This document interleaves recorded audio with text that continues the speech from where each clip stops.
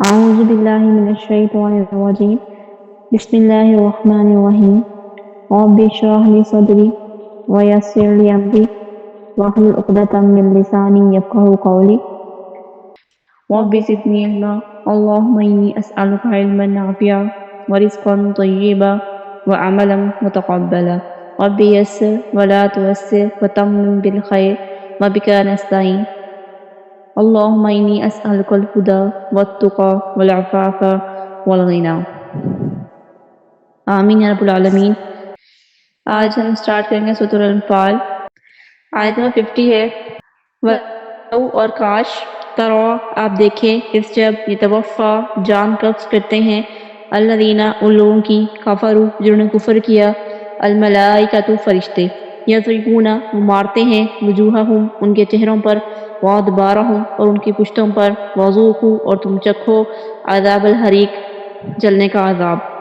کاش آپ دیکھیں جب فرشتے ان لوگوں کی جان قبض کرتے ہیں جنہوں نے کفر کیا، وہ ان کے چہروں اور ان کی پشتوں پر مارتے ہیں اور کہتے ہیں کہ جلنے کا عذاب چکھو۔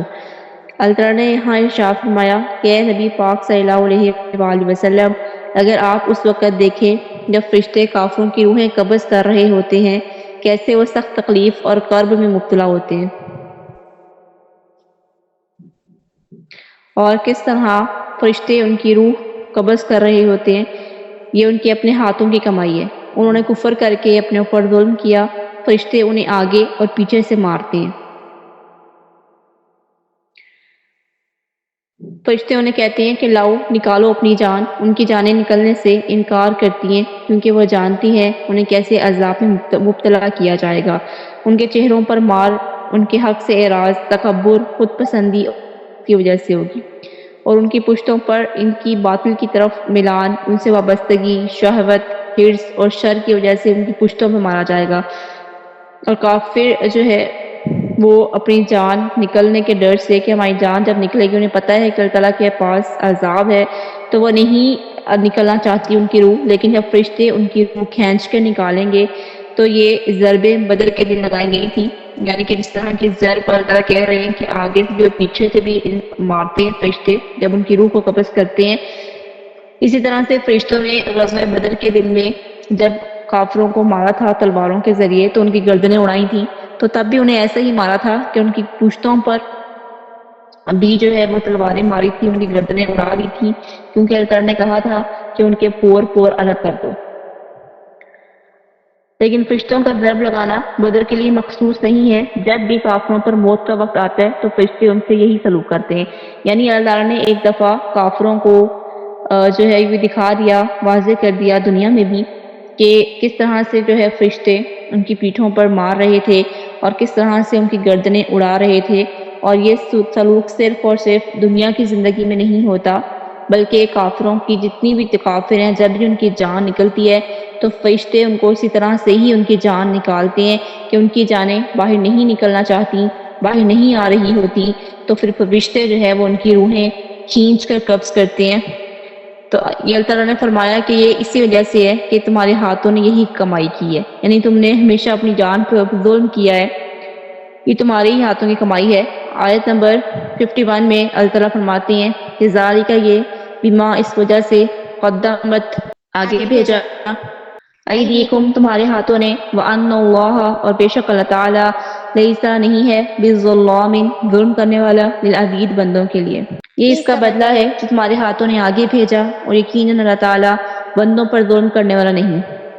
یہ دنیا کی زندگی میں تمہاری بدعمالیوں کی سزا ہے، کفر اور معاصی یعنی نافرمانی کے کام تم نے آگے بھیجے ہیں۔ یہ فرشتوں کا قول ہے کہ یہ مار اور آگ کا عذاب تمہارے ہاتھوں کی کمائی ہے، تمہارے کفر، ظلم، شر اور فساد کی وجہ سے ہے۔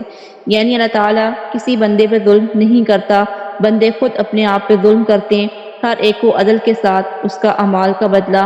اللہ تعالیٰ دیتا ہے۔ نبی پاک صلی اللہ علیہ وآلہ وسلم نے فرمایا، اللہ تعالیٰ فرماتا ہے اے میرے بندو، میں نے اپنی ذات پر ظلم کو حرام کر لیا اور اسے تم پر بھی حرام فرما دیا، لہذا تم آپس میں ایک دوسرے پہ ظلم نہ کرو، اور اے میرے بندو میں تمہارے اعمال ہی گھیرے ہوئے ہوں، پھر جو شخص اچھائی پائے اسے میری حمد کرنی چاہیے، اور جو برائی پائے اسے اپنے اوپر ہی لعنت بھیجنی چاہیے۔ یہ مسلم کی حدیث ہے 6572 نمبر پہ۔ یعنی وہی بات ہے کہ جو چیز بھی اچھائی، بھلائی، نفع ہمیں ملتا ہے وہ اللہ کی طرف سے ہوتا ہے، لیکن جو چیزیں نقصان، تکلیف ہمیں پہنچتی ہے وہ ہمارے اپنے ہی اعمال کی وجہ سے ہوتی ہے۔ آیت نمبر 51 ہے کدابی، اس طرح حالت تھی آل فرعون کی، والذین اور ان لوگوں کی، من قبلہم جو ان سے پہلے تھے، کفروا انہوں نے کفر کیا، بآیات اللہ اللہ تعالیٰ کی آیات کا، فخاصہم تو پکڑ لیا انہیں اللہ اللہ تعالیٰ نے، بذنوبہم ان کے گناہوں کی وجہ سے۔ ان اللہ بے شک اللہ تعالیٰ قوی بڑی قوت والا ہے، شدید العقاب بہت سخت عذاب والا ہے۔ طرح آل فرعون کی اور ان لوگوں کی حالت تھی جو ان سے پہلے تھے، انہوں نے اللہ تعالیٰ کی آیات کا انکار کیا تو اللہ تعالیٰ نے ان کے گناہوں کی وجہ سے انہیں پکڑ لیا۔ یقیناً اللہ تعالیٰ بڑی قوت والا بہت سخت عذاب والا ہے۔ کفار قریش کی بھی یہی عادت تھی جو آل فرعون کی عادت تھی، یعنی کفر اور جھٹلانا۔ آل فرعون سے وہ سارے قبطی لوگ مراد ہیں جو اس کے دین پر تھے، اس کے ظلم اور کفر میں شریک تھے، اور جو آل فرعون کے ساتھ اللہ تعالیٰ نے کیا وہی ان کے ساتھ ہوا۔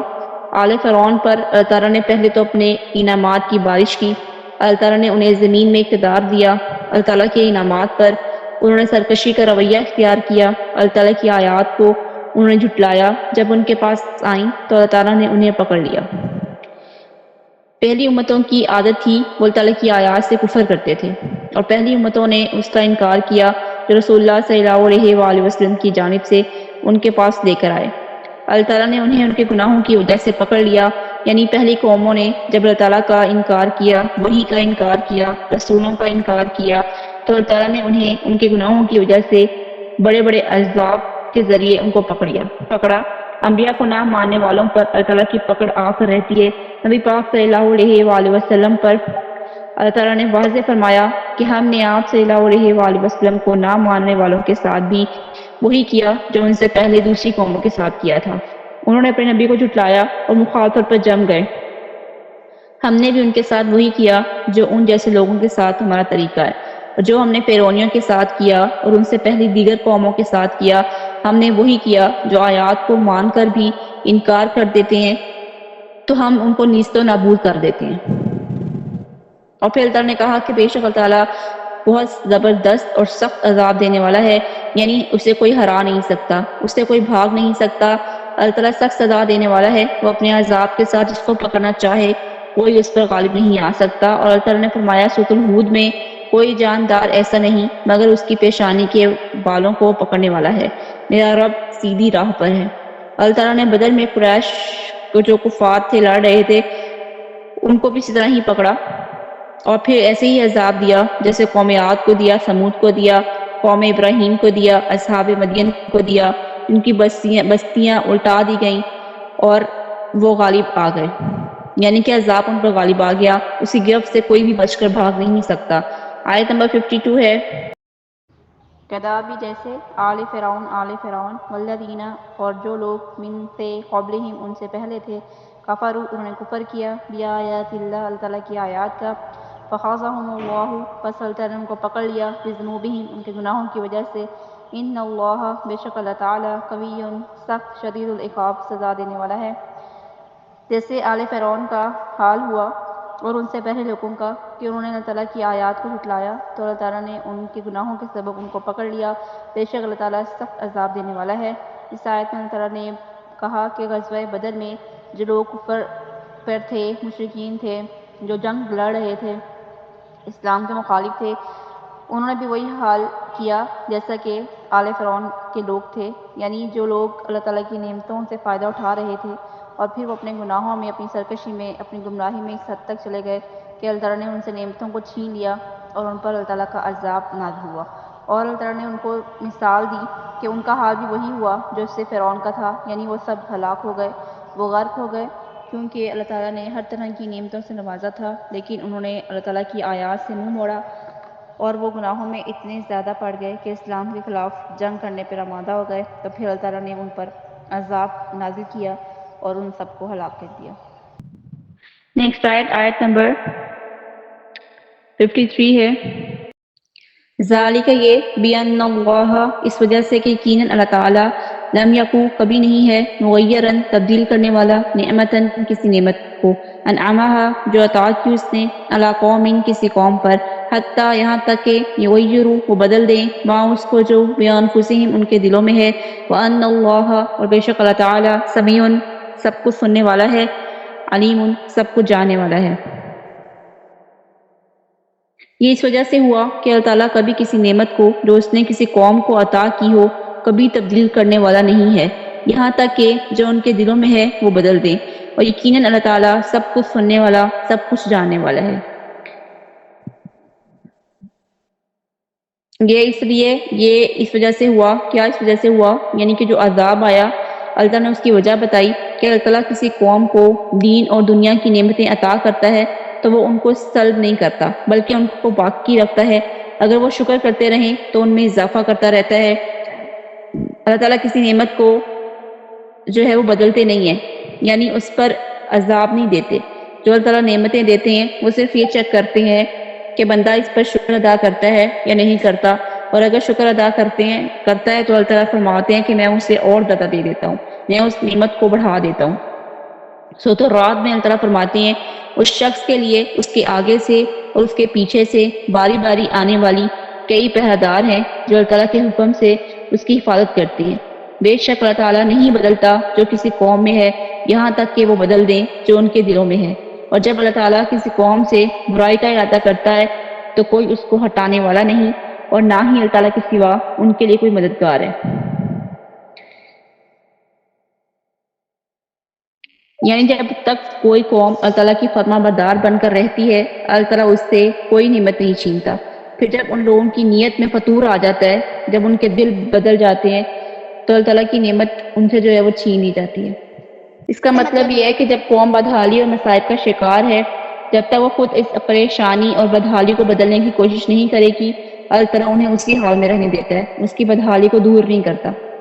اور اللہ تعالیٰ کسی بندے سے کوئی نعمت تب تک نہیں کھینچتا جب تک انسان کے اعمال برے نہیں ہونے لگ جاتے۔ یعنی بہت ساری ایسی چیزیں ہیں، بہت ساری ایسی نعمتیں ہیں جو ہمیں ملنے والی ہوتی ہیں، لیکن ہمارے جو گناہ ہیں وہ نعمتوں کی آڑ میں آ جاتے ہیں اور پھر وہ نعمتیں ہم سے دور کر دی جاتی ہیں۔ وہ جو چیزیں ہمیں حاصل ہونے لگتی ہیں یا حاصل ہونے والی تھیں وہ ہمارے گناہوں کی وجہ سے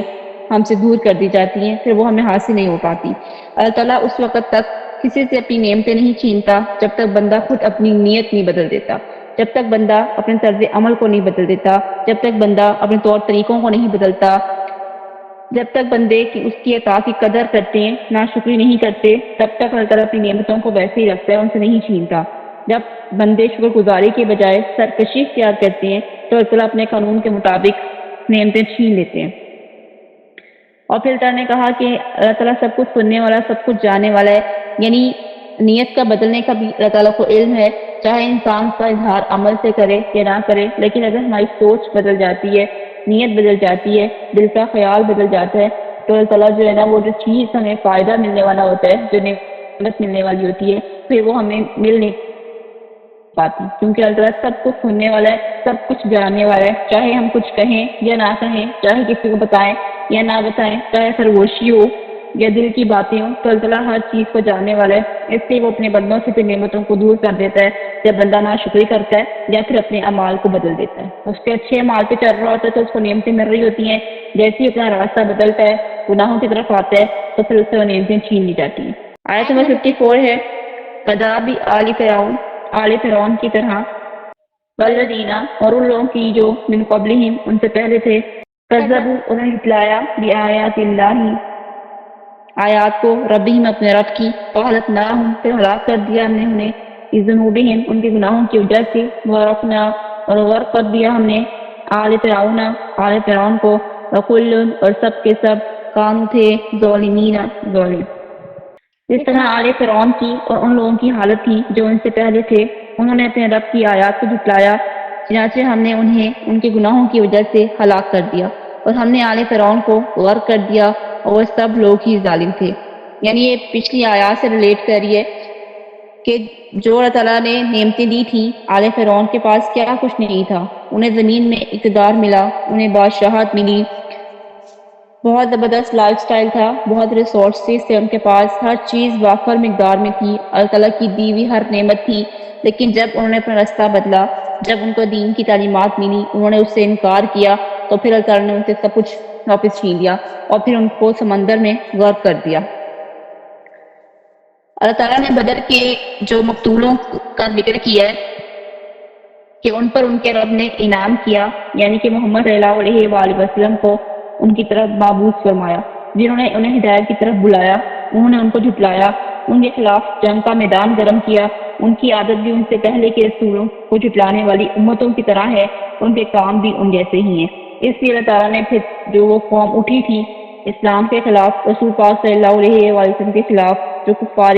مکہ تھے، جو مشرکین تھے، جب وہ میدان جنگ میں آئے تو اللہ تعالیٰ نے کہا کہ ہم نے ان کو بھی آل فرعون کی طرح غرق کر دیا، مطلب وہ لوگ بھی سب ہلاک ہو گئے، کیونکہ یہ سب کے سب ظالم تھے، انہوں نے اپنی جان پہ خود ظلم کیا، اللہ تعالیٰ نے انہیں کسی ایسے جرم میں نہیں پکڑا جو انہیں نہ کیا ہو،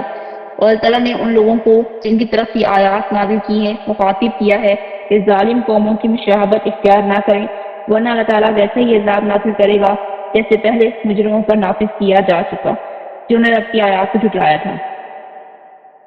آیت نمبر 55 ہے، ان بے شک شر الدوابی، بدترین جاندار یا بدترین جانور، عند اللہ اللہ تعالیٰ کے نزدیک، الذین وہ لوگ جنہوں نے کفر و کفر کیا، فہم پس وہی،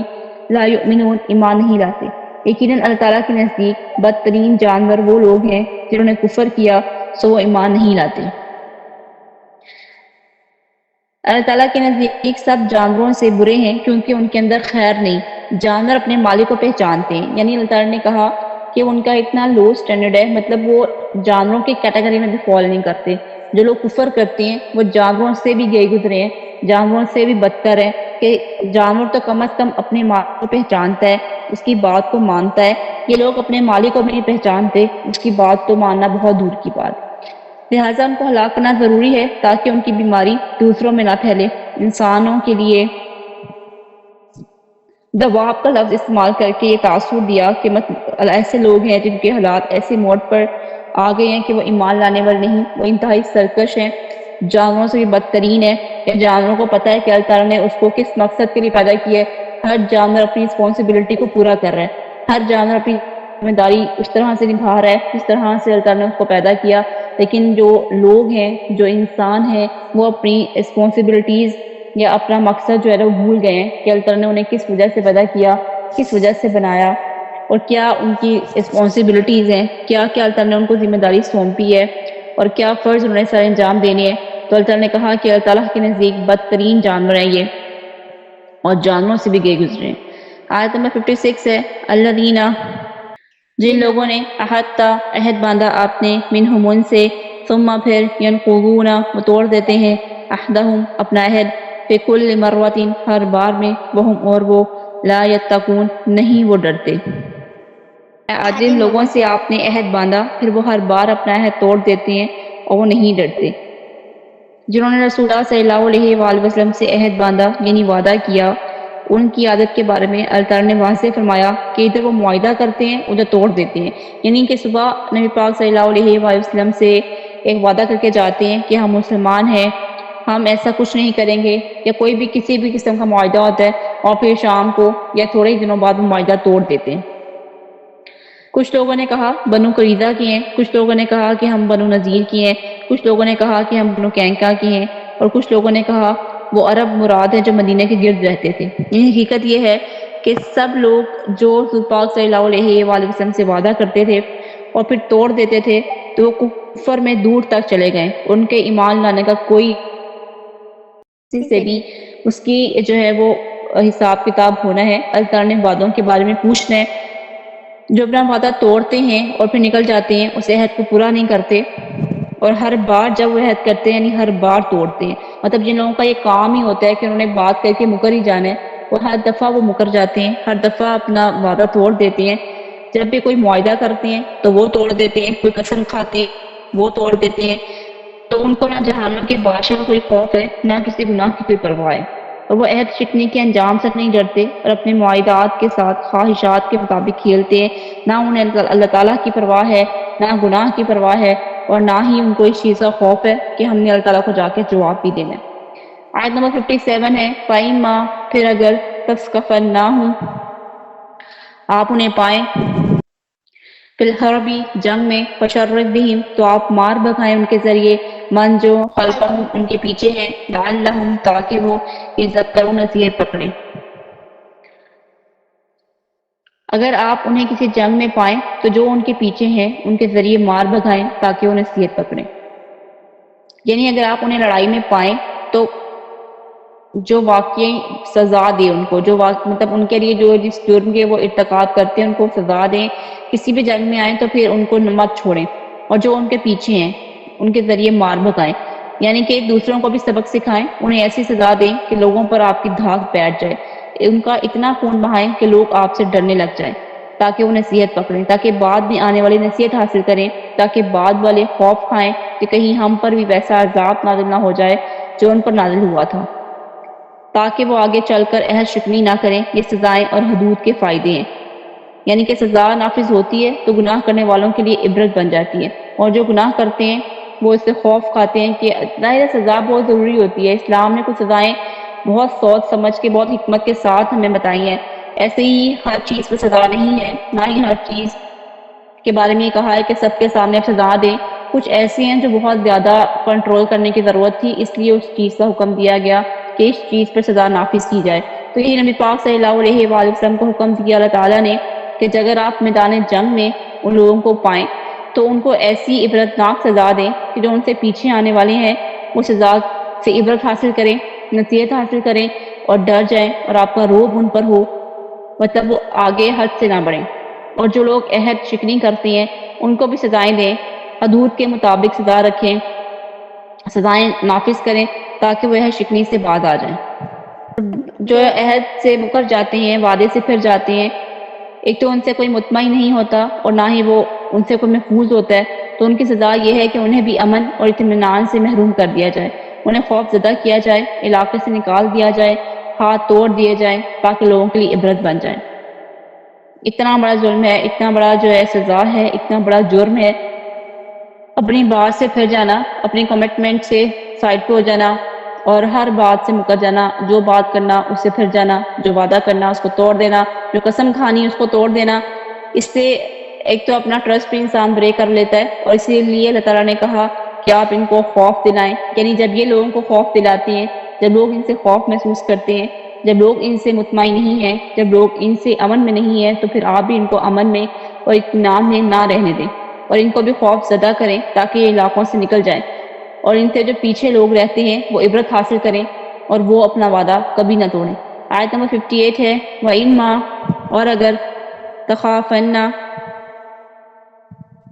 آپ ڈریں من قوم کسی قوم سے خیانتاً کسی خیانت سے فَانبِذْ تو آپ پھینک دیں الیہم ان کی طرف علی سواء برابری پر ان اللہ بے شک اللہ تعالی لا یحب نہیں پسند کرتا الخائنین خیانت کرنے والوں سے۔ اگر آپ کسی قوم کی خیانت سے ڈریں تو آپ ان کا عہد برابری کے ساتھ ان کی جانب پھینک دیں، بلا شبہ اللہ تعالیٰ خیانت کرنے والوں سے محبت نہیں کرتا۔ یعنی اگر آپ کو کسی قوم سے جنگ نہ کرنے کا معاہدہ ہو، آپ کو ان کی جانب سے خیانت اور عہد شکنی کا اندیشہ ہو، تو آپ ان کے ساتھ برابری کا سلوک کریں، یعنی آپ ان کو اطلاع دے دیں کہ آپ کے اور ان کے درمیان کوئی معاہدہ نہیں ہے، یعنی معاہدہ ٹوٹنے کے بارے میں آپ کا اور ان کا علم برابر ہو جائے۔ آپ کے لیے بدعہدی جائز نہیں ہے، نہ ایسی کوشش کرنا جو عہد کی خلاف ورزی کرنے والی ہو، کیونکہ معاہدے کی مقررہ مدت تک پورا کرنا واجب ہے۔ یہ نبی پاک صلی اللہ علیہ وآلہ وسلم کو یہ حکم دیا جا رہا ہے، اللہ تعالیٰ نے دیا کہ اگر کوئی آپ کے ساتھ ایسا معاہدہ کرتا ہے کہ آپ کو لگتا ہے کہ وہ خیانت کر جائے گا، وہ وعدے سے پھر جائے گا، تو آپ ان کے ساتھ کوئی بھی عہد لیں ہی نہ، آپ کو یہ عہد کریں ہی نہ، کیونکہ وہ تو توڑ سکتے ہیں اپنا معاہدہ لیکن آپ نہیں توڑ سکتے۔ معاہدہ ٹوٹنے کے بارے میں آپ کا اور ان کا علم جو ہے وہ برابر ہو جائے گا، یعنی اگر آپ نے ایسا کچھ کیا تو پھر وہ برابر ہو جائے گا۔ جسے کہتے ہیں نا کہ اگر کسی نے میرے ساتھ برا سلوک کیا تو میں بھی ویسا ہی کروں گا، تو پھر میرے اور اس میں کیا فرق رہ جائے گا۔ تو یہی بات اللہ تعالیٰ نے یہاں پر کی کہ آپ کے لیے عہد توڑنا جائز نہیں ہے، اور نہ ہی کوئی ایسی کوشش کرنا جو عہد کی خلاف ورزی کرنے والی ہو۔ یعنی آپ نے اگر عہد کیا ہے تو آپ کو پورا ہی کرنا ہے، لیکن اگر آپ کو اندیشہ ہے کہ اگلا بندہ وعدہ نہیں نبھائے گا جو اس نے وہ خیانت کر جائے گا تو پھر آپ ان سے برابری کا سلوک کریں، یعنی آپ ان سے وعدہ کریں ہی نہ۔ سیدنا معاویہ رضی اللہ تعالیٰ عنہ روم کی سرحد کی طرف بڑھنے لگے تاکہ معاہدے کی مدت ختم ہو تو ان سے قریب رہیں اور مدت ختم ہوتے ہی اچانک حملہ کر دیں۔ اتنے میں ایک سواری سے ایک بزرگ بولے، اللہ اکبر، معاہدہ پورا کیجیے، غداری ٹھیک نہیں ہے۔ اللہ کے رسول صلی اللہ علیہ وآلہ وسلم نے فرمایا، جس کا کسی قوم سے معاہدہ ہو تو وہ جب تک مدت نہ گزر جائے یا انہیں اطلاع دے معاہدے کو نہ توڑے۔ سیدنا معاویہ کو بھی خبر پہنچ گئی اور وہ واپس آ گئے، اور یہ بزرگ جو تھے وہ عمر بن عتبہ تھے۔ یہ نبی پاک صلی اللہ علیہ وآلہ وسلم کا ارشاد ہے، جس نے کسی عہد والے کو قتل کر دیا جنت کی خوشبو بھی وہ نہ سونگھ پائے گا۔ یہ صحیح بخاری کے الفاظ ہیں 448 نمبر پہ۔ اور پھر رسول اللہ صلی اللہ علیہ وآلہ وسلم نے ارشاد فرمایا، اللہ تعالیٰ نے فرمایا کہ قیامت کے دن 3 لوگ پر میں دعویٰ کرنے والا ہوں، ایک وہ شخص جس نے میرا نام لے کر عہد کیا پھر اس نے عذر کیا، اور ایک وہ شخص جس نے کسی آزاد کو بیچ دیا، اس کی قیمت کھا گیا، اور ایک وہ آدمی جس نے کسی مزدور کو کام پر لگایا، اس سے کام پورا لے لیا، اس کی مزدوری نہ دی۔ بخاری کی حدیث ہے 302 نمبر پہ۔ یعنی ان لوگوں سے اللہ تعالیٰ جو ہے وہ حساب لے گا، ان کو ایسے ہی نہیں چھوڑے گا۔ جو کمٹمنٹ ہوتی ہے نا بہت ضروری ہوتی ہے، جو بات کرتے ہیں اس پہ پورا ہونا بہت ضروری ہو جاتا ہے۔ آیت نمبر 59 ہے، ولا اور نہیں یحسبن، آپ سمجھیں، یحسبن وہ سمجھیں، الذین جن لوگوں نے کفروا کفر کیا، سبقوا وہ سبقت دے جائیں گے یا وہ بچ نکلیں گے، انہم بے شک وہ لا نہیں یعجزون عاجز نہیں کریں گے۔ جن لوگوں نے کفر کیا وہ یہ نہ سمجھیں کہ وہ بچ نکلیں، یقیناً وہ عاجز نہیں کریں گے۔ اس سے مراد وہ کفار قریش ہیں جو بدر کی جنگ میں بھاگ نکلے تھے۔ اللہ تعالیٰ نے واضح فرمایا کہ کفر کرنے والے یہ گمان نہ کریں کہ وہ اللہ تعالیٰ سے بھاگ سکتے ہیں یا اسے سبقت لے جا سکتے ہیں، وہ اللہ تعالیٰ سے بازی نہیں لے جا سکتے، اللہ تعالیٰ ان کی گھات میں ہے۔ اللہ تعالیٰ کی آیات کو جھٹلانے والوں، کفر کرنے والوں کو اگر سزا نہیں دی جا رہی تو اس کا مطلب ہے کہ انہیں مہلت دی جا رہی ہے۔ اللہ تعالیٰ کا ارشاد ہے سورۃ العنکبوت میں،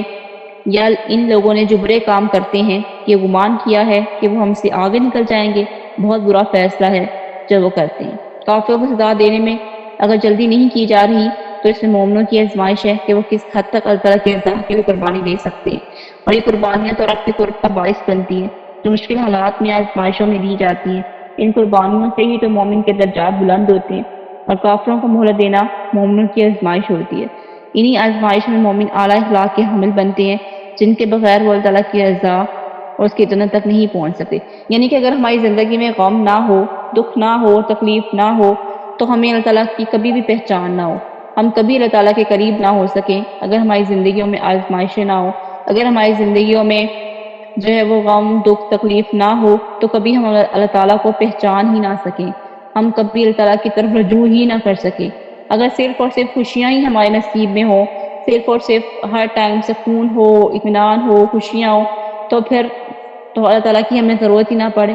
اللہ تعالیٰ کی ضرورت کب پڑتی ہے ہمیں؟ جب ہم وہ دکھ میں ہوتے ہیں، تکلیف میں ہوتے ہیں، پریشانی میں ہوتے ہیں، تبھی اللہ یاد آتا ہے، ورنہ تو خوشی میں تو ویسے اللہ تعالیٰ بالکل نہیں یاد آتے۔ تو یہ اللہ تعالیٰ کی بہت بڑی آزمائش ہوتی ہے کہ جب اللہ تعالیٰ ہر انسان کو اتنی زیادہ آسائشیں دے دیتا ہے کہ وہ اللہ تعالیٰ کو بھول جاتا ہے، پھر اس کو اللہ تعالیٰ کی ضرورت ہی نہیں رہتی، اور پھر جب اللہ کی ضرورت نہیں رہتی تو کیسے اللہ کو پہچان سکتے ہیں، کیسے اس کا قرب حاصل کر سکتے ہیں، کیسے اس کے پاس جا سکتے ہیں۔ تو غم بھی اللہ تعالیٰ کی بہت بڑی نعمت ہوتی ہے، ہر وہ دکھ بہت بڑی نعمت ہے، ہر وہ چیز بہت بڑی نعمت ہے جو اللہ کے قریب کر دیتی ہے۔ ہر وہ آزمائش، ہر وہ چیز جو چھن جائے یا ختم ہو جائے یا دور ہو جائے ہم سے اور وہ ہمیں اللہ کے قریب کر دے تو اس سے بڑی کوئی نعمت نہیں۔ تو اللہ نے کہا کہ کافر یہ ہرگز خیال نہ کریں کہ وہ نکل جائیں گے، وہ عاجز ہو جائیں گے، یعنی کہ وہ ہم انہیں عاجز کر دیں گے، یعنی وہ ہم انہیں جو ہے وہ مہلت دے رہے ہیں، وہ یہ نہ سمجھیں کہ وہ بچ نکلے ہیں، وہ یہ بھی نہ سمجھیں کہ اگر انہیں کوئی نقصان یا کوئی تکلیف یا غم نہیں مل رہا یا دکھ نہیں مل رہا یا شکست نہیں مل رہی تو کبھی ملے گی ہی نہیں، کیونکہ دنیا کی زندگی کافر کے لیے جنت ہے اور مومن کے لیے قید خانہ ہے۔ تو اس نے جو کچھ گزارنا ہے، جو اچھائیاں دیکھنی ہیں اسی دنیا میں دیکھنی ہے، اور مومن کے لیے دنیا آزمائشوں کا گھر ہے۔ آیت نمبر 60 ہے، وَعِدُّوا اور تیار رکھو لہم ان کے لیے مستطاعتم جو تم استطاعت رکھتے ہو من قوت مقابلے سے ومن رباط الخیل اور گھوڑے باندھنے سے ترہبون خوف زدہ کرو روب ڈالو بھی اس کے ذریعے عدو اللہ اللہ تعالیٰ کے دشمنوں پر وعدوکم اور تمہارے دشمنوں پر وآخرین اور دوسرے من دونہم ان کے سوا لا تعلمونہم تم نہیں جانتے ہو اللہ یعلمہم اللہ انہیں جانتا ہے وما اور نہیں تنفقو تم خرچ کرو من شیئن کچھ بھی فی سبیل اللہ اللہ تعالیٰ کی راہ میں یوفا پورا دیا جائے گا الیکم تمہیں وانتم اور تم پر لا نہیں تظلمون ظلم کیا جائے گا جو تم استطاعت رکھتے ہو ان کے مقابلے کے لیے قوت سے اور گھوڑے باندھنے سے تیاری کرو تم اس سے اللہ تعالیٰ کے دشمن کو اور اپنے دشمن کو اور ان کے علاوہ دوسروں کو خوفزدہ کرو گے جنہیں تم نہیں جانتے اللہ تعالیٰ ان کو جانتا ہے اور اللہ تعالیٰ کی راہ میں جو چیز بھی تم خرچ کرو گے وہ پوری تمہاری طرف ہٹا دی جائے گی اور تم پر ظلم نہیں کیا جائے گا اپنے دشمنوں رب کا کفر کرنے والوں کے لیے تیار کرو جو دین اسلام کو باطل ثابت کرنے کے لیے تمہیں برباد کرنے کے لیے کوششیں کرتے ہیں تو تم استطاعت رکھتے ہو جتنا تمہارے بس میں ہے یعنی کہ جو کچھ بھی تم کر سکتے ہو اپنے آپ کی تیاری کرو اپنے آپ کو تیار کرو اور دشمنوں کے مقابل ہر ٹائم تیار رہو نبی پاک صلی اللہ علیہ وآلہ وسلم نے منبر پہ کھڑے ہو کر 2 بار فرمایا یاد رکھو قوت سے مراد تیر اندازی ہے مسلم کی روایت میں ہے آپ صلی اللہ علیہ وآلہ وسلم نے 3 بار ارشاد فرمایا قوت سے مراد تیر اندازی ہے یعنی اللہ تعالیٰ نے کہا نا کہ خود کو مقابلے کے لیے تیار رکھو جتنی تم میں استطاعت ہے یعنی قوت سے مراد ہے کہ تمہیں جنگ کرنا جو ہے وہ آنی چاہیے تمہیں تیر اندازی آنی چاہیے تمہیں پاس جو اسلحہ ہے کس طرح سے استعمال کرنا ہے تمہیں وہ بھی آنا چاہیے تو اپنے آپ کو تیار رکھو فزیکلی بھی اور مینٹلی بھی ہر ٹائم تیار رہو پھر نبی پاک صلی اللہ علیہ وآلہ وسلم نے فرمایا تیر اندازی اور سواری سیکھو تیر اندازی سواری سے بہتر ہے یعنی کہ تیر چلانے آنے چاہیے کیونکہ پہلے دور میں تو تیروں سے جنگیں ہوتی تھی لیکن اب تو خیر توپیں بھی ہیں مشینیں بھی ہیں گنے بندوقیں سب کچھ ہے جنگی ہتھیاریں ہیں سواریاں ہیں لیکن ہر چیز کو استعمال کرنا آنا چاہیے کس طرح سے دشمن کا مقابلہ کرنا ہے یہ ہر ایک کو آنا چاہیے پھر نبی پاک صلی اللہ علیہ وآلہ وسلم نے فرمایا سن لو قوت سے مراد تیر اندازی ہے کیونکہ عہد رسالت میں تیر اندازی جنگ کرنے کا ایک بہت بڑا ذریعہ تھا نیز ان گاڑیوں کی تیاری جو جنگ میں نقل و حمل کے کام آتی ہیں جو چیزیں بھی جنگ میں استعمال ہوتی ہیں ان کو یوز کرنا آنا چاہیے یہ مطلب ہے اس قوت کا کہ قوت حاصل کرو قوت کی وجہ سے آزادی کا تحفظ ہوتا ہے یعنی کہ ہر طرح سے جو ہے نا وہ ڈیل کرنا آنا چاہیے ہر طرح سے ہر اسلحے کو یوز کرنا آنا چاہیے اور پھر اللہ نے کہا کہ گھوڑے اپنے تیار رکھو یعنی جو سواری تم نے یوز کرنی ہے جو جنگ میں چیزیں چاہیے اب ظاہر ہے گھوڑے تو نہیں ہوتے اب یہ کہ جو آپ نے ٹینکر چلانی ہے جو بھی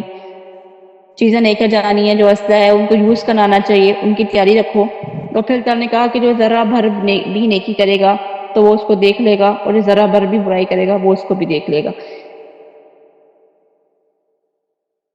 یعنی گھوڑے 3 قسم کے ہوتے تھے پہلے دور میں ایک رحمانی اور ایک شیطانی اور ایک انسانی رحمانی وہ گھوڑا ہے جو اللہ تعالیٰ کی راہ میں پالا جائے اس کے چارے لید اور پیشاب میں ثواب ہے شیطانی وہ گھوڑے ہیں جن سے جوا کھیلا جاتا ہے یا گھوڑ دھوڑ کرائی جاتی ہے اور انسانی گھوڑے وہ ہیں جو کمائی کے لیے پالے جاتے ہیں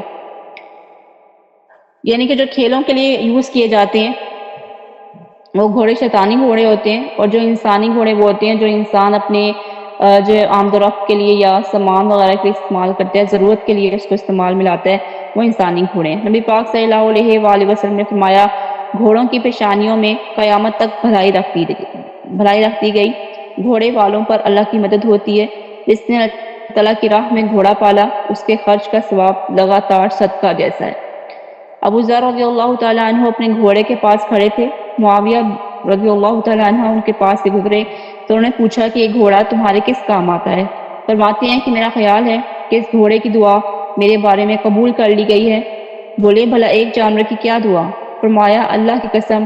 ہر گھوڑا سحر کو یہ دعا کرتا ہے کہ اے اللہ تو نے مجھے ایک بندے کے حوالے کیا ہے اور میری روزی جو ہے وہ اس کے ہاتھ میں رکھی ہے لہذا مجھے اس کی نگاہ میں دنیا کی ہر چیز سے پیارا بنا دے اللہ کے رسول صلی اللہ علیہ وآلہ وسلم نے فرمایا ہر عربی گھوڑے کو سحر کو 2 دعائیں کرنے کی اجازت ملتی ہے وہ کہتا ہے کہ اے اللہ تو نے مجھے جس بندے کے حوالے کیا ہے مجھے اس کی نگاہ میں ہر چیز سے زیادہ پیارا بنا دے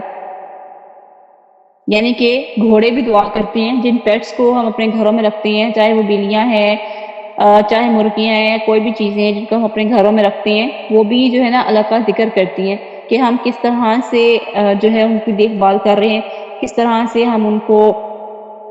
کھانا دے رہے ہیں، کتنا ان کا خیال رکھ رہے ہیں. وہی ساری چیزیں جو ہے نا اللہ تعالیٰ سے شیئر کرتی ہیں. ہر پیٹ شیئر کرتا ہے. ایون جو قربانی کا بکرا، گائے، اونٹ، جو چیزیں بھی ہم اپنے گھروں میں لے کر آتے ہیں، ہم ان کی کتنی دیکھ بھال کرتے ہیں، کتنی محبت سے رکھتے ہیں، یا ان کے ساتھ ظلم کرتے ہیں، یا انہیں ٹائم پہ کھانا نہیں دیتے، یا ان کو بہت لیٹ کھانا ملتا ہے، تو وہ ہر چیز کو اللہ تعالیٰ کے ساتھ شیئر کرتے ہیں. ہر چیز کو اللہ تعالیٰ کو بتاتے ہیں کہ یہ میرا مالک جو ہے، جس کے حوالے آپ نے مجھے یہ کیا، یہ میرے ساتھ یہ سلوک کر رہا ہے. اس لیے پیٹ بہت بڑی رسپانسبلٹی ہوتی ہے، کیونکہ یہ آپ کو دعائیں بھی دیتے ہیں اور پھر یہ آپ کے لیے بددعا کا سبب بھی بنتے ہیں. ایک عورت تھی، اس نے جو ہے وہ اپنے گھر میں پالی. یہ اسلام میں ہے یا حدیث کے الفاظ ہیں، شاید حدیث کا مفہوم ہے کہ اس عورت نے ایک بلی پالی اور اس بلی کو وہ اکیلا گھر چھوڑ کے چلی گئی. وہ بلی بندھی ہوئی تھی اور اس کو آنے میں تھوڑا دیر ہو گئی، اور بلی کو اس نے کھانا نہیں دیا ہوا تھا، بھوک کی وجہ سے تھی، اور اوپر سے وہ باندھ کے گئی ہوئی تھی اس کو کہ وہ چلتی پھرتی تو شاید کچھ کھا لیتی، اور بھوک کی وجہ سے وہ بلی مر گئی، اور اس بھوک کی بلی کی وجہ سے وہ عورت جہنم میں گئی. تو یہ بہت بڑی رسپانسبلٹیز ہے، پیٹ کو ڈیل کرنا، ان کو پالنا، ان کی ہر طرح سے ان کا خیال رکھنا. اب یہ دیکھیں یہاں پہ جو گھوڑا اس نے پالا ہوا ہے، وہ گھوڑا اس کو ہر روز یہ دعا دیتا ہے کہ اے اللہ، تو نے ایک بندے کے جس کے حوالے مجھے کیا ہے، اور میری روزی جس کے ہاتھ میں رکھی ہے، لہذا مجھے اس کی نگاہ میں دنیا کی ہر چیز سے پیارا بنا دے. تو یہ بہت ہم نے پہلے بھی سیرت میں یہ پڑھا تھا کہ کس طرح اونٹ، کس طرح گدھے اپنے مالکوں کی شکایت حضور پاک صلی اللہ علیہ وآلہ وسلم سے کیا کرتے تھے. اب ظاہر ہے کہ حضور پاک صلی اللہ علیہ وآلہ وسلم موجود اس دنیا میں نہیں ہے، تو وہ ڈائریکٹلی اللہ تعالیٰ سے کانٹیکٹ کرتے ہیں، ڈائریکٹلی اللہ تعالیٰ سے کنیکٹ ہوتے ہیں، کیونکہ وہ بے زبان ہوتے ہیں. وہ ہم سے نہیں کہہ سکتے، نہ ہی وہ کسی اور سے کہہ سکتے ہیں. تو پھر جب اللہ تعالیٰ کے پاس معاملہ پہنچ جاتا ہے تو پھر انسان کے لیے بہت مشکل ہو جاتا ہے اس کو کنٹرول کرنا. پھر وہ انسان کی ہلاکت کا سبب بنتا ہے، یا تو انسان کی آخرت سمجھ جاتی ہے یا پھر آخرت برباد ہو جاتی ہے. تو یہ بہت بڑی رسپانسبلٹی ہوتی ہے. نیکسٹ آیت ہے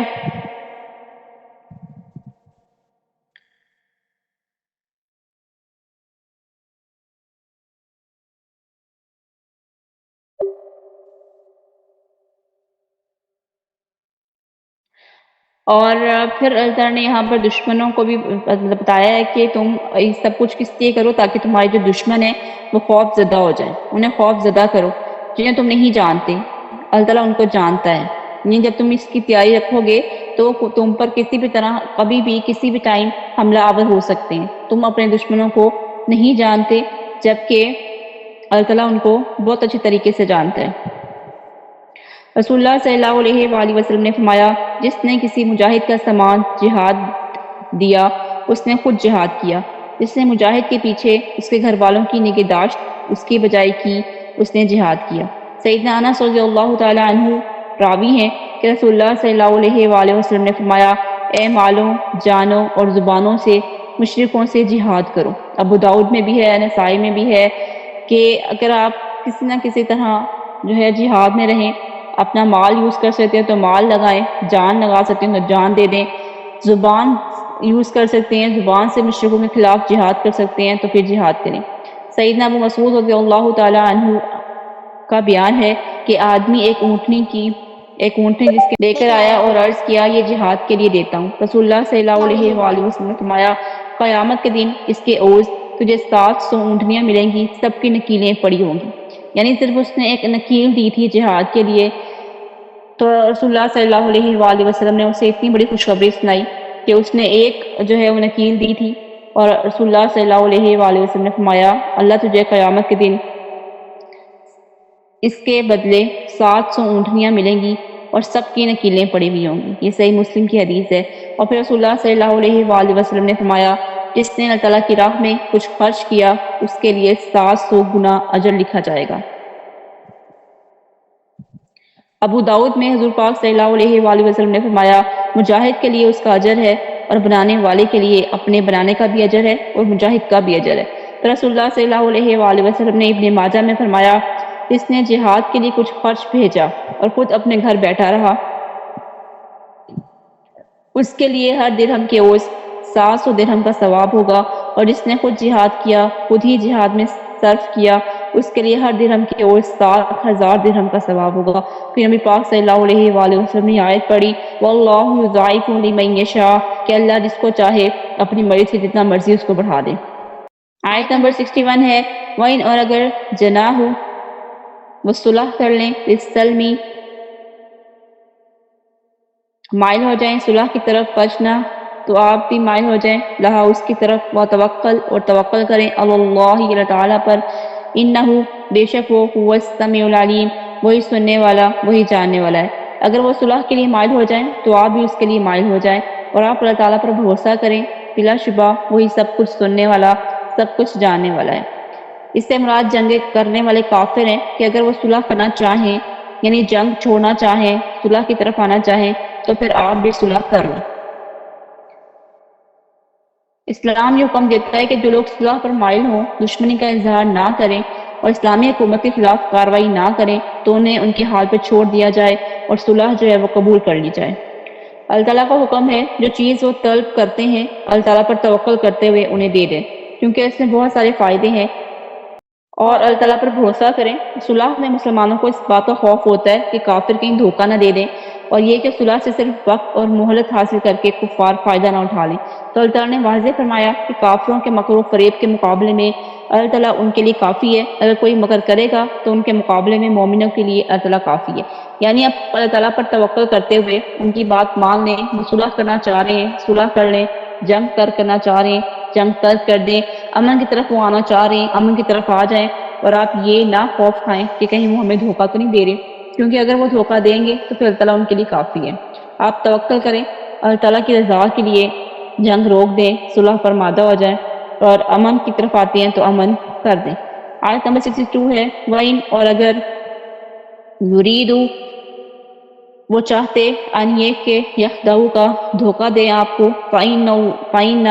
پس بے شک حسبک اللہ اللہ کافی ہے تمہارے لیے، هو الذی وہی ہے جس نے ایدک مدد کی تمہاری بنصرہ اپنی مدد سے، وبالمؤمنین اور مومنوں کو۔ اگر آپ کو وہ دھوکہ دینے کا ارادہ کریں تو بے شک اللہ تعالیٰ تمہارے لیے کافی ہے، وہی ہے جس نے اپنی مدد اور مومنوں کے ذریعے آپ کو قوت دی۔ اے محمد صلی اللہ علیہ وآلہ وسلم اگر آپ کو ان کی طرف خیانت کا اندیشہ ہو اس اعتبار سے کہ وہ صلح کی طرف مائل ہو کر آپ کی طرف جھک کر دھوکہ دینا چاہیں،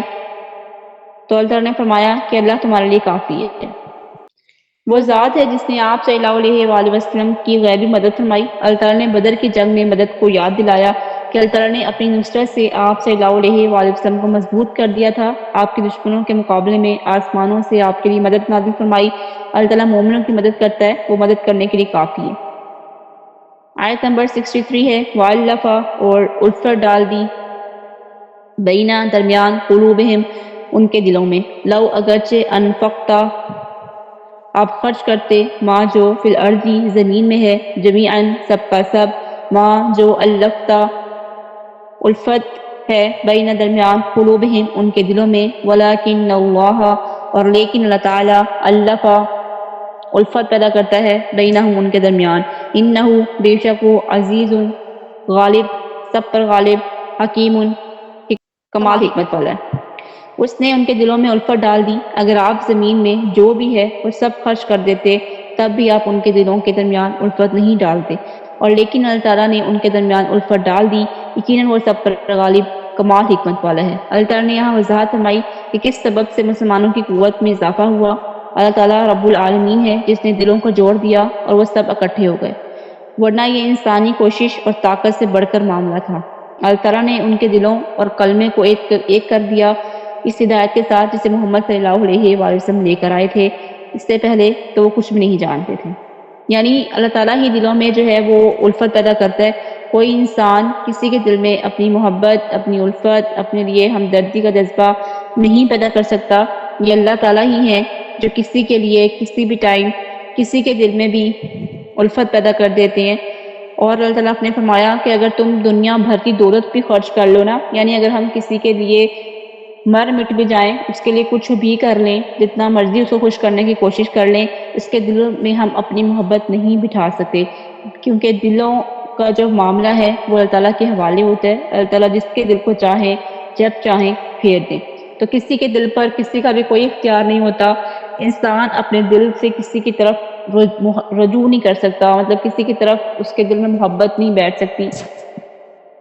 کسی کے دل میں اللہ تعالیٰ کسی کی محبت تب ڈالتا ہے جب اللہ تعالیٰ خود چاہتا ہے. کوئی انسان اپنی مرضی سے، اپنی محنت سے نہ تو کسی سے عزت حاصل کر سکتا ہے، نہ ہی کسی سے محبت حاصل کر سکتا ہے، نہ ہی کسی کی وہ ہمدردی لے سکتا ہے. دلوں میں محبتیں اللہ تعالیٰ ڈالتے ہیں کیونکہ اللہ تعالیٰ فرماتے ہیں کہ تم چاہ بھی نہیں سکتے اگر اللہ نہ چاہے. مطلب ہمارا اتنا بھی اختیار نہیں ہے، ہم اتنے بھی جو ہے وہ کسی کو خود سے پسند بھی نہیں کر سکتے، کسی کی طرف ہم خود سے اٹریکٹ بھی نہیں ہو سکتے، نہ کسی کو اٹریکٹ کر سکتے ہیں. یہ سب اللہ تعالیٰ کے فیصلے ہیں، یہ سب اللہ تعالیٰ کی طرف سے ہوتا ہے. تو اللہ تعالیٰ نے یہاں پر یہ بات کی سورۃ آل عمران میں کہ اپنے اوپر اللہ تعالیٰ کی نعمت کو یاد کرو. جب تم ایک دوسرے کے دشمن تھے، اللہ تعالیٰ نے تمہارے دلوں کے درمیان الفت ڈال دی تو تم اس کی نعمت سے بھائی بھائی بن گئے. اور تم آگ کے گھڑے کے کنارے پر تھے تو اس نے تمہیں اس سے بچا لیا. اس طرح اللہ تعالیٰ اپنی نشانیاں تمہارے لیے کھول کر بیان کرتا ہے تاکہ تم ہدایت پا جاؤ. اللہ تعالیٰ نے انہیں ایمان کی روشنی عطا فرما کر یہ سلسلہ ختم فرما دیا تھا، کیونکہ پہلے اس طرح کے لوگ ہوتے تھے کہ ایک دوسرے کو اتنی زیادہ دشمنی تھی، اتنی حقارت کی نگاہ سے دیکھتے تھے کہ دلوں میں محبت تھی ہی نہیں. تو اللہ تعالیٰ فرماتے ہیں کہ جو محبت آپس میں دوسرے کو پیار سے دیکھنا، مسکرا کر دیکھنا، ایک دوسرے کی بات کو برداشت کرنا، سمجھنا، سننا، دوسرے کو درگزر کرنا، یہ سب کچھ اللہ تعالیٰ کی طرف سے ہوتا ہے. کیونکہ دلوں کا اختیار، دلوں کا معاملہ اللہ تعالیٰ کے حوالے ہے. ایک دفعہ حنین کی غنیمت، جب غزوہ حنین ہوا تو اس کا مال غنیمت آیا. وہ بانٹنے کے وقت نبی پاک صلی اللہ علیہ وآلہ وسلم نے انصار سے ایک خطبے میں فرمایا، انصاریو، کیا میں نے تمہیں گمراہ نہیں پایا تھا؟ پھر اللہ تعالیٰ نے میری وجہ سے تمہیں ہدایت عطا فرمائی. کیا میں نے تمہیں نادار نہیں پایا تھا؟ پھر اللہ تعالیٰ نے میری وجہ سے تمہیں مالدار بنا دیا. کیا تم آپس میں کٹے ہوئے نہ تھے؟ پھر اللہ تعالیٰ نے میری وجہ سے تم میں محبت پیدا کر دی. انصار ہر سوال کا یہی جواب دیتے رہے کہ اللہ تعالیٰ اور اس کے رسول صلی اللہ علیہ وآلہ وسلم کا ہم پر بڑا بھاری احسان ہے. اور آپ صلی اللہ علیہ وآلہ وسلم ان کے دلوں کو نہیں جوڑ سکتے تھے کیونکہ اللہ تعالیٰ کے سوا کوئی اس پر قدرت نہیں رکھتا. نبی پاک صلی اللہ علیہ وآلہ وسلم نے فرمایا، اللہ تعالیٰ قیامت کے روز کہیں گے، کہاں ہیں جنہوں نے میری خاطر ایک دوسرے سے محبت کی؟ آج جس دن کوئی سایہ نہیں، میں انہیں اپنے سائے تلے جگہ دوں گا. یہ موطا کی حدیث ہے 952 نمبر پہ. آیت نمبر 64 ہے، یا ایھا النبی، اے نبی صلی اللہ علیہ وآلہ وسلم، حسبک اللہ، اللہ آپ کو کافی ہے، ومن اتبعک، اور جو آپ کی پیروی کریں، من المؤمنین، مومنوں میں سے. اے نبی صلی اللہ علیہ وآلہ وسلم، آپ کو بس اللہ تعالیٰ کافی ہے، اور مومنوں میں سے ان کو بھی جو آپ کے پیچھے چلے ہیں. اللہ تعالیٰ نے یہ وعدہ اپنے نبی سے کیا اور اپنی نبی کے اطاعت گزار مومنوں سے کیا کہ اللہ تعالیٰ آپ کے لیے بھی کافی ہے، وہ آپ کا بھی حامی و ناصر ہے، آپ کا بھی مددگار ہے،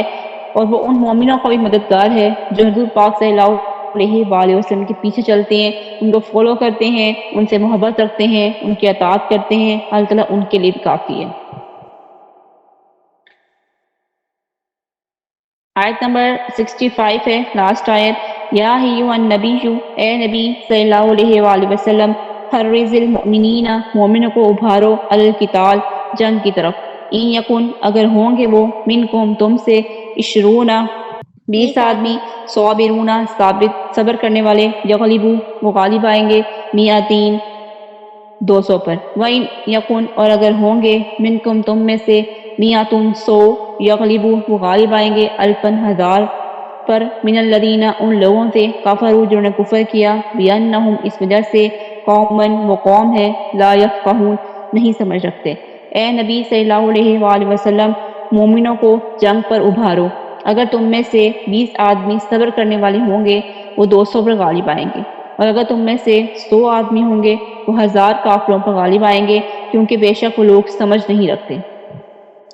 اللہ تعالیٰ نے نبی پاک صلی اللہ علیہ وآلہ وسلم کو حکم دیا کہ ہر طریقے سے مسلمانوں کو تیار کرو کہ وہ جنگ کے لیے تیار ہو جائیں، ان کو آمادہ کرو، یعنی دشمن سے مقابلے کرنے کی ترغیب دلائیں، انہیں جہاد چھوڑنے کے برے انجام سے ڈرائیں، مومنوں کو ترغیب دلائیں گے کہ ان کے عزائم پختہ اور ارادے مضبوط ہوں گے، یعنی آپ ان کو ہر طرح سے موٹیویٹ کریں، انہیں جہاد کی خوشخبریاں سنائیں کہ جہاد فی سبیل اللہ کا کتنا اجر ہے، کتنے اللہ تعالیٰ نے اس کے لیے انعامات رکھے ہیں، کس طرح کی شہادت کی موت نصیب ہو تو کیا کچھ انسان جو ہے وہ آگے فیس کرے گا، کیا کچھ اس کو انعامات ملیں گے۔ تو آپ ان کو اس طرح سے موٹیویٹ کریں، ترغیب دلائیں جہاد فی سبیل اللہ کی۔ سیدنا انس رضی اللہ تعالیٰ عنہ کہتے ہیں کہ آپ صلی اللہ علیہ وآلہ وسلم نے فرمایا، ایک صبح یا شام اللہ تعالیٰ کے راستے میں نکلنا دنیا اور مافیا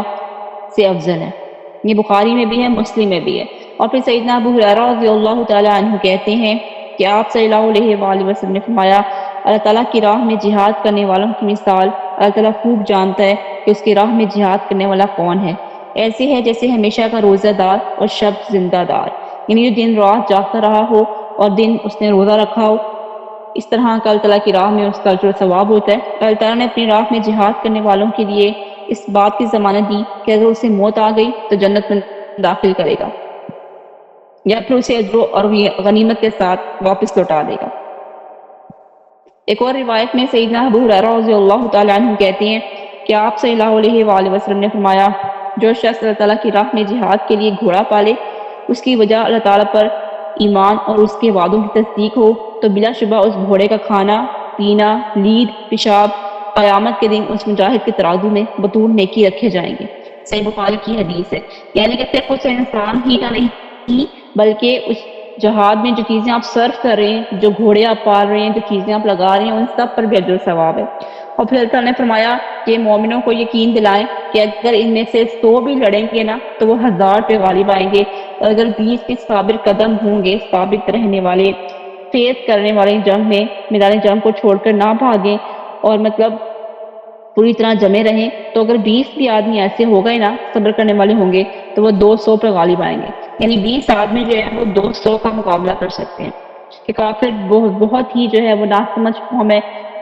کیونکہ وہ اپنے لیے لڑ رہے ہوتے ہیں، جبکہ مومن اللہ تعالیٰ کے لیے لڑ رہا ہوتا ہے۔ ان کے لیے صرف ان کی مدد ہوتی ہے مال اسباب کی، مومنوں کی طرف مومنوں سے کی مدد ہوتی ہے اللہ تعالیٰ کی طرف سے۔ تو اللہ تعالیٰ نے کہا کہ کافر میں شعور نہیں ہوتا، وہ ناسمجھ قوم ہے، تو اس لیے اگر مسلمان یا مومنین یا صحابہ کرام یا اہل ایمان جب لڑیں گے تو پھر 100 بھی ہوں گے تو وہ 1000 پہ غالب آئیں گے، مطلب 1000 کے ساتھ وہ جنگ ایزیلی کر سکتے ہیں، اور اگر 20 ہوں گے تو پھر 200 پہ ہے وہ غالب آئیں گے۔ سیدنا ابن عباس رضی اللہ تعالیٰ عنہ کہتے ہیں کہ جب یہ آیت نازل ہوئی کہ تمہارے 20 صابروں کو 200 پہ غالب آنا چاہیے تو یہ مسلمان پہ گراں گزری، جبکہ اللہ تعالیٰ نے مومنوں پر فرض کیا ہے کہ ایک مومن 10 کافروں کا مقابلہ کرے اور پیچھے نہ بھاگے۔ پھر اللہ تعالیٰ نے اس آیت میں تخفیف کر دی اور فرمایا کہ کم از کم 100 کو 200 کے مقابلے میں ضرور غالب آنا چاہیے۔ چنانچہ جب اللہ تعالیٰ نے شمار میں کمی کر دی تو اتنا ہی مسلمانوں میں صبر بھی کم ہو گیا۔ یعنی کہ اللہ تعالیٰ نے جب یہ کہا کہ مسلمانوں کو اس طرح سے لڑنا چاہیے کہ ایک بندہ 10 کا مقابلہ کرے، مطلب میدان جنگ میں کم از کم وہ 10 لوگوں کو قتل کرے، 10 لوگوں کے ساتھ مقابلہ کرے، تو مسلمانوں نے کہا کہ ہم اتنا مقابلہ نہیں کر سکتے، مطلب ان پہ ایک بہت چیز جو ہے نا وہ کہ یہ کیسے ہوگا، ہم کیسے کر سکتے ہیں، ایک انسان 10 کا مقابلہ کیسے کر سکتا ہے۔ تو پھر اللہ نے کہا کہ چلو اگر تم میں سے 100 ہوں گے تو 200 پہ غالب آئیں گے، یعنی ایک انسان ایک ہی طریقے کا مقابلہ کر لے لیکن ثابت قدم رہے اور صبر سے اور ہمت سے کام لے۔ تو یہ آیات ہی صابر رہنے والوں کی اور جہاد کرنے والوں کی کہ جہاد کتنا افضل ہوتا ہے۔ جہاد صرف جنگ کا ہی نہیں ہوتا، اپنے آپ کو گناہوں سے باز رکھنا، اپنے آپ کو غصے پہ کنٹرول رکھنا اور اپنے آپ کو گناہوں سے بچائے رکھنا، وہ بھی جہاد میں آتا ہے۔ آپ جہاد کر رہے ہیں اپنے نفس کے ساتھ، آپ جہاد کر رہے ہیں اپنے آپ کو گناہوں سے روکنے کے لیے، آپ جہاد کر رہے ہیں اللہ تعالیٰ کے راستے میں جا رہے ہیں، فی سبیل اللہ کوئی کام کر رہے ہیں، کوئی نیکی کر رہے ہیں، اللہ تعالیٰ کی رضا کے لیے کچھ کہہ رہے ہیں، کچھ الفاظ ادا کر رہے ہیں، کچھ بول رہے ہیں، کچھ پڑھ رہے ہیں، آپ جو کام بھی اللہ تعالیٰ کے لیے کر رہے ہیں وہ ہمارے لیے جہاد فی سبیل اللہ ہی کاؤنٹ ہوتا ہے، اس کا اتنا ہی ثواب ہے۔ کیونکہ نبی پاک صلی اللہ علیہ وآلہ وسلم نے فرمایا کہ جہاد فی سبیل اللہ میں اٹھے ہوئے قدم، اس کا اجر و ثواب ایک دن یا ایک شام گزارنا اتنا زیادہ ہے، جو کچھ بھی دنیا مافیا میں ہے اس سب سے بڑھ کر ہوتا ہے۔ اللہ تعالیٰ کے لیے کوئی کام کرنا اللہ تعالیٰ کے لیے جہاد کرنا. اللہ تعالیٰ ہم سب کو توفیق دے کہ ہم اللہ تعالیٰ کے لیے زندگی گزاریں, ہمارا جینا مرنا, ہماری نماز, ہمارا سب کچھ اللہ تعالیٰ کے لیے ہو. آمین ثم آمین. سبحانک اللہم و بحمدک نشہد ان لا الہ الا انت نستغفرک و نتوب الیک. ربنا آتنا في الدنيا حسنة وفي الآخرة حسنة وقنا عذاب النار وقنا عذاب القبر وقنا عذاب الحشر وقنا عذاب الميزان. السلام علیکم ورحمۃ اللہ وبرکاتہ.